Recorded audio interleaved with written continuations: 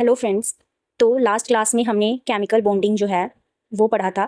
उसमें आपने पढ़ा कि कैसे कोई एलिमेंट या एटम कंबाइन करता है और अलग अलग बॉन्ड फॉर्मेशन के थ्रू क्या बनाता है, कोई मॉलिक्यूल या फिर कंपाउंड, मॉलिक्यूल या कंपाउंड बनाता है। अब हमने ये तो पढ़ लिया कि कोई एटम होता है और वो जो एटम है वो बॉन्ड फॉर्मेशन करके कोई मॉलिक्यूल या कंपाउंड फॉर्मेशन करता है। अब कहते हैं कि ये जो है कंपाउंड, ये अलग अलग कैटेगरी में इसको क्लासीफाई किया जाता है। अलग अलग कैटेगरी में इसको क्या किया जाता है, क्लासीफाई किया जाता है। क्लासिफाइड होता है ये, ठीक है। जैसे आप अलग अलग कौन सी कैटेगरी है जिसमें इसको क्लासिफाई किया जाता है, दैट इज द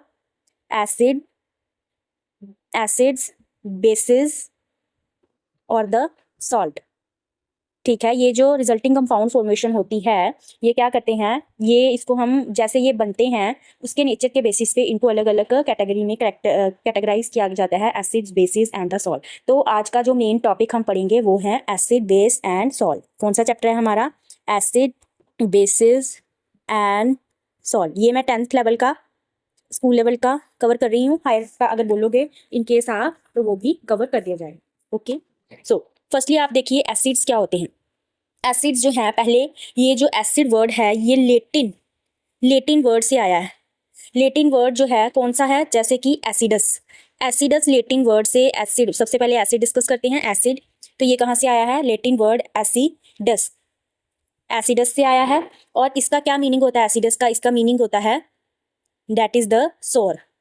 सोर का मतलब होता है खट्टा, कोई चीज़ खट्टी होना, ठीक है। तो ऐसे फूड जो खट्टे हों, ऐसा माना जाता है कि उनमें क्या प्रेजेंट होते हैं, एसिड्स प्रेजेंट होते हैं। ओके, जैसे एग्जाम्पल के लिए आप देख लो कि हमारे पास कुछ सिट्रस फ्रूट होते हैं, सिट्रस फ्रूट रहते हैं, जैसे ऑरेंजेस हो गए, ठीक है, लेमन्स हो गए। चलो मैं अकेला लेमन लिखती हूँ, ठीक है। फिर हमारे पास जैसे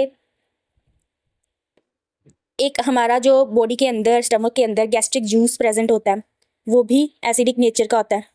फिर उसके बाद जो बीज होती हैं, बीज, स्टिंग होती है ना बीज की, हनी बीज होती है और आंट की, उसमें भी क्या है, एसिड पाया जाता है, ठीक है। जैसे कर्ड है, वो भी एसिडिक खट्टा टेस्ट होता है। एप्पल हो गया, या फिर बोल लो ऑलिव ऑयल, टोमेटो भी जो है वो भी खट्टे खट्टे हमें लगते हैं, ठीक है। और इसके अलावा और क्या, जैसे ग्रेप्स, ठीक है, और फैट, और क्या बोल लो, ऑलिव ऑयल भी खट्टा खट्टा थोड़ा सा हमें सोर टेस्ट में लगता है। विनेगर, ठीक है, और दैट्स इट, एप्पल्स। तो कहते हैं ये सारे के सारे क्या हैं, सोर टेस्ट, सारे के सारे टेस्ट में क्या हैं, सोर हैं। सोर मीन्स खट्टे हैं। क्यों है खट्टे भाई ये, इनका दिमाग तो खराब होगा नहीं है, ये खट्टे क्यों हैं, क्योंकि इनमें एक पर्टिकुलर एसिड प्रेजेंट होता है, ठीक है। जैसे जो हमारे पास सिट्रस है उसमें क्या होता है, सिट्रिक एसिड प्रेजेंट होता है। ये आपको ऐसे जनरली पता होनी चाहिए कौन सी एसिड प्रेजेंट है, सिट्रिक एसिड, ठीक है। जैसे गैस्ट्रिक जो जूस है, हमारे स्टमक में जो जूस है वो कौन सा है, हाइड्रोलिक एसिड प्रेजेंट होता है, जिसको आप HCl बोलते हो, हाइड्रोक्लोरिक एसिड, हाइड्रोक्लोरिक एसिड। वहीं जो आंट की जो स्टिंग है या बीज की स्टिंग है, वहां उनमें क्या है, फॉर्मिक एसिड पाया जाता है। ये सारे, ठीक है। जैसे जो कर्ड है, दही दूध का बनता है, तो इसमें क्या होता है, लैक्टिक एसिड। जो एप्पल रहता है हमारे पास, एप्पल, एप्पल में मैलिक एसिड होता है। इन केस आपसे कोई पूछ ले कि किस तरह का ऑर्गेनिक एसिड पाया जाता है एप्पल में, तो आप बता सकते हो that is the organic acid. Tomato में कौन सा पाया जाता है, oxalic acid, oxalic acid, clear. और ग्रेप्स में टार्टारिक एसिड होता है। और फैट्स में कौन सा एसिड होता है, stearic acid, stearic acid. Olive oil में कौन सा एसिड होता है, ऑलिव ऑयल में ऑलिक एसिड होता है, ऑलिक एसिड। और विनेगर में जो है वो कौन सा एसिड होता है, एसिटिक एसिड। तो इस तरह से हमारे पास क्या है, कुछ जनरल एग्जांपल्स। तो ये जनरली मैंने एक बिल्कुल जनरल वे में आपको बताया कि जनरल वे में एसिड क्या होता है, जो खट्टे होते हैं टेस्ट में। सो खट्टी चीज़ें कौन सी हैं हमारे सराउंडिंग में, ये कुछ टोमेटो हो गए, विनीगर्स, लेमन, ये खट्टे क्यों है, क्योंकि इनमें एक स्पेशल एसिड पाया जाता है। कौन कौन सा, किस किस में क्या डाला जाता है, ये आपको पता चल गया, क्लियर। अब हम प्रॉपर केमिस्ट्री वाली डेफिनेशन पढ़ेंगे कि एसिड्स क्या होते हैं। एसिड्स क्या होते हैं, एक वो कंपाउंड, ऐसे compound which contain one or more hydrogen atom, one or more hydrogen atom, one or more hydrogen atom, and when dissolved in water, जब वो क्या करें, वाटर में घुल जाएं, dissolved in water,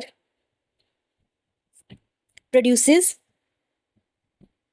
hydronium ion, produces hydronium ion. Hydronium ion last time मैंने आपको समझाया था, सॉरी, हाइड्रोनियम आयन मैंने आपको लास्ट टाइम समझाया था, कौन सा होता है, H3O पॉजिटिव। ये कैसे बना था ये मैंने आपको क्लियर किया हुआ था केमिकल बॉन्डिंग में, okay.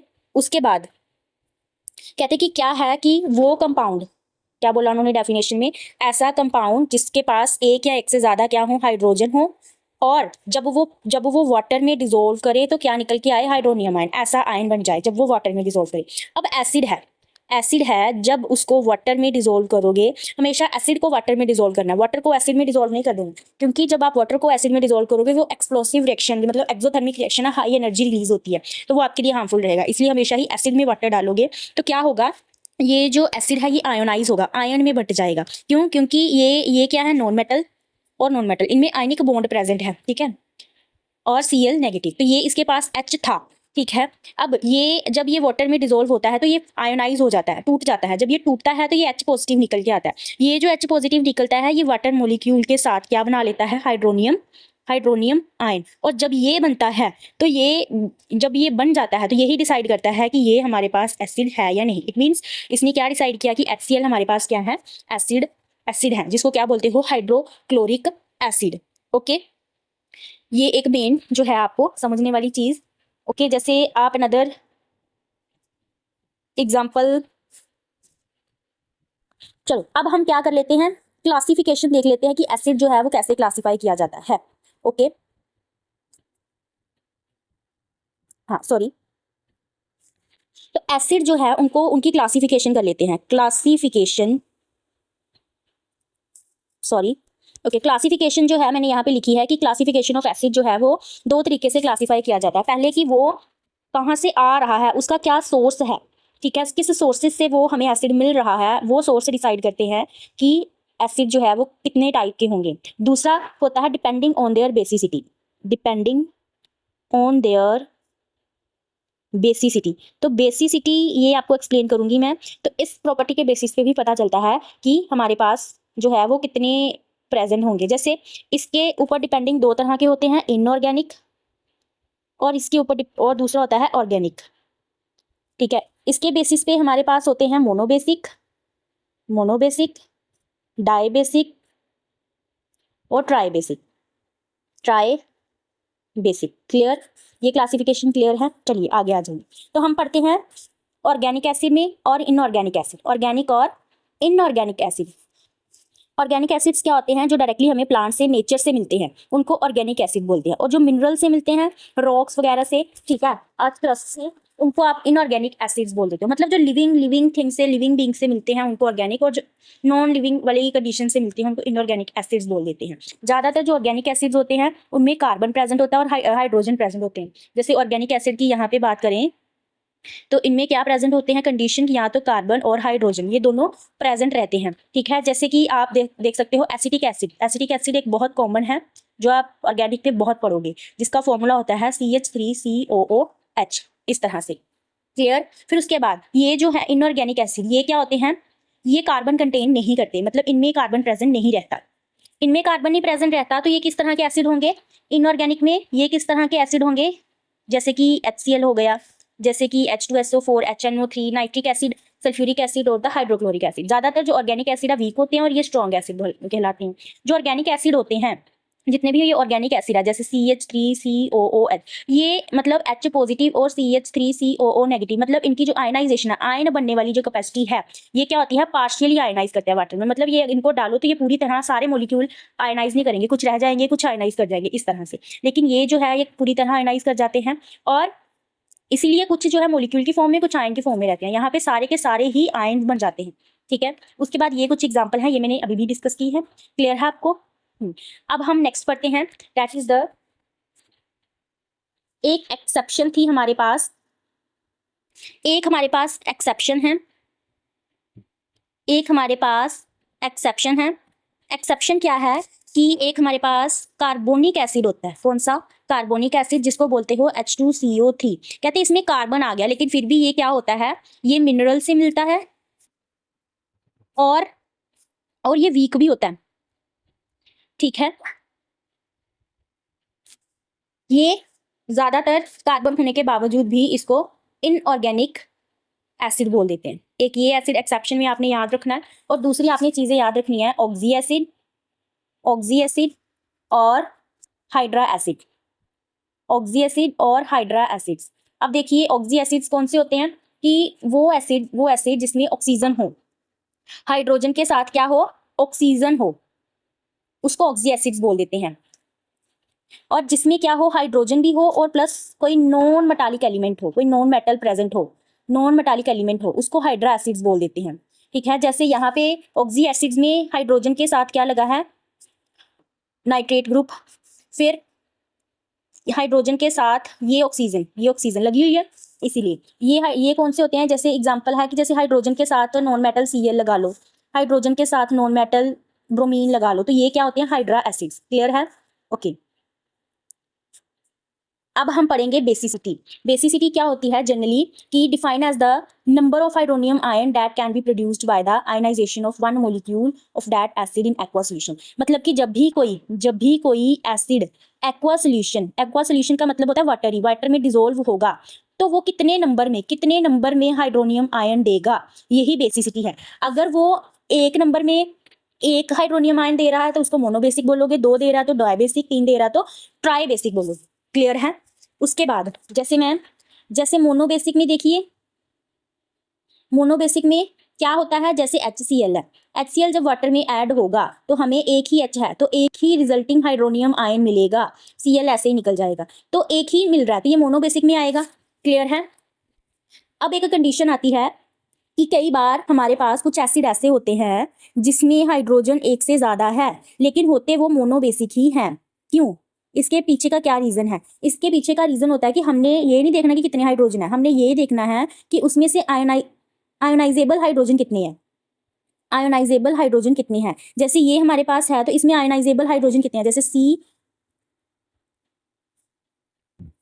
CH3C double bond OH, तो यहाँ पे क्या है, आयनिक बॉन्ड है OH के बीच में, ठीक है। यहाँ पे क्या है, कोवलेंट बॉन्ड है, शेयरिंग में, ठीक है। यहाँ से आगे मॉलिक्यूल स्टार्ट है, ये नहीं आएगा, ठीक है। तो यहाँ पे ऑलरेडी क्या है, आयनिक बॉन्ड है, ब्रेक कर सकती है और आयन बन सकते हैं। जब ये आयन बनेंगे तो ऑब्वियस है कि एक ही हाइड्रोजन अवेलेबल है, चाहे ये है, लेकिन ये कोवलेंट में है, ये इतनी इजीली ब्रेक नहीं होंगी, तो इसका ब्रेक होना ज्यादा इजी है, इसीलिए ये मोनोबेसिक में आएगा, not in the dibasic condition. Clear? इसकी आयनाइजेशन करवाओ तो वो एक स्टेप में हो जाती है, वो एक ही स्टेप में हो जाएगी। अगर हम डायबेसिक की आयनाइजेशन करवाएं तो वो 2 स्टेप लेगी और ये 3 स्टेप में होगी, ठीक है। सॉल्ट फॉर्म्ड, ये क्या होता है, एक सॉल्ट बनाता है, ठीक है, और ये क्या करता है, एक एसिड सॉल्ट बनाता है, एक नॉर्मल सॉल्ट बनाता है, और ये क्या करता है, 2 एसिड सॉल्ट और एक नॉर्मल सॉल्ट। अब यहाँ पे टर्म आ गई सॉल्ट क्या है, जब भी हमारे पास कोई एसिड, चलो देखते हैं कि डायबेसिक 2 स्टेप कैसे होता है। डायबेसिक जो है वो 2 स्टेप कैसे होगा, कि ये एक स्टेप है और ये 2 स्टेप है, 2 स्टेप में होगी, ठीक है। जैसे एक H2SO4 वाटर में घुला तो उसने एक हाइड्रोनियम आयन दे दिया, एक हाइड्रोजन निकल गया तो एक ही H रह गया, तो ये वाला जो बचा इसको दोबारा से जब हाइड्रोलाइज किया तो फिर दूसरा हाइड्रोनियम आयन दिया, और क्या, तो 2 हाइड्रोनियम आयन दे रहे हैं, तो यहाँ पे H तो पूरी तरह निकल गया, तो सिर्फ SO4 नेगेटिव बचता है, ठीक है। जैसे जैसे H कम होते जाएंगे वैसे वैसे नेगेटिव आता जाएगा, एक H गया एक नेगेटिव, ठीक है। इसी तरह से सिमिलरली दूसरी, ये ट्राइबेसिक कैसे होता है, ट्राइबेसिक में जैसे फॉस्फोरिक एसिड की बात करें, इसको वाटर में डिसोल्व किया, एक हाइड्रोनियम आयन दे दिया और 3 की जगह 2 हाइड्रोजन रह गए, बाकी वैसे ही, ठीक है। एक हाइड्रोजन कम हुआ, एक नेगेटिव साइन, ऐसे याद कर लो, ठीक है। सिमिलरली इसी को हमने यहाँ पे फिर हाइड्रोलाइज किया, फिर हमारे पास एक रह गया, फिर इसी को फिर हमने हाइड्रोलाइज किया, फिर हमारे पास यहाँ पे कोई भी हाइड्रोजन नहीं रहा, ठीक है। तो इस तरह से ये जो है 3 स्टेप और 2 स्टेप रहता है। ये आपको क्लियर है? आई होप आपको जो है वो क्लियर होगा। So thank you for watching. यहाँ से आप एग्जाम्पल जो है वो देख सकते हैं। Thank you for watching my video.